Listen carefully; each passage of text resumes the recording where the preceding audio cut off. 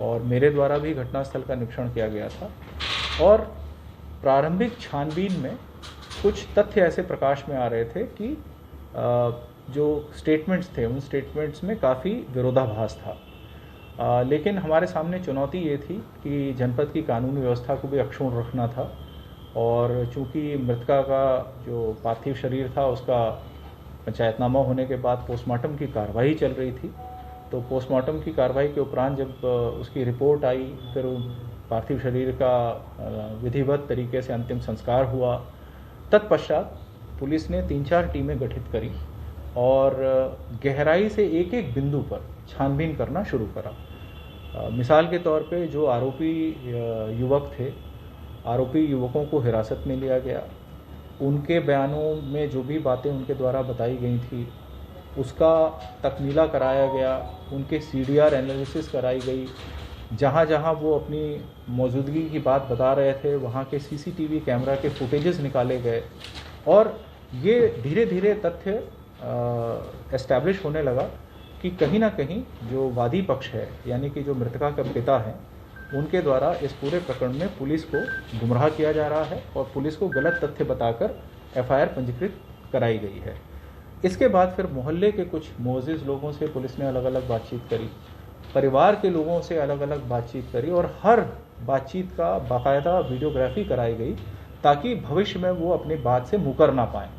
तो जब इस तरह की सस्टेन्ड इंटरोगेशन पुलिस ने करी है SP फिरोज़ाबाद के नेतृत्व में, तो अंततोगत्वा ये तथ्य एस्टैब्लिश हो गया कि कहीं ना कहीं ये घटना जो है वो परिवार के लोगों के द्वारा ही कारित की गई है और मृतका के जो पिता थे, उनके जो भाई हैं, उनसे जब और डिटेल में ग्रिल किया गया, उनसे बातचीत की गई, तो उन्होंने खुल के ये बात बताई कि ये घटना जो है उनके भाई के द्वारा ही कारित कर गई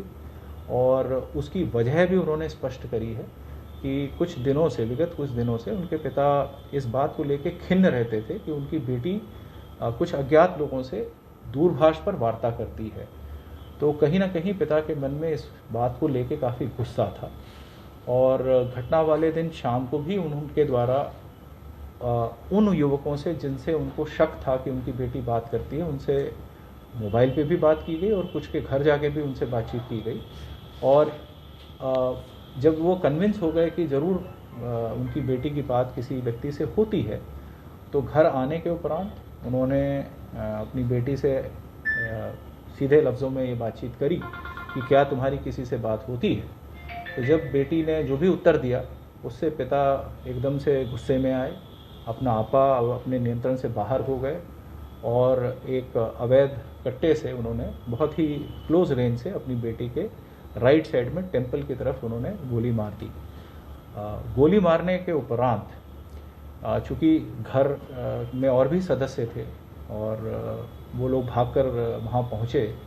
और गुस्से में आरोपी यानी कि जो पिता हैं उनके द्वारा ये उनको धमकाया गया कि अगर कोई भी सत्य बात बाहर बताएगा तो उसका भी वो यही हर्ष करेंगे। तो इस बात से भयभीत होकर घर वाले ने चुप्पी साध ली और पिता ने फिर एक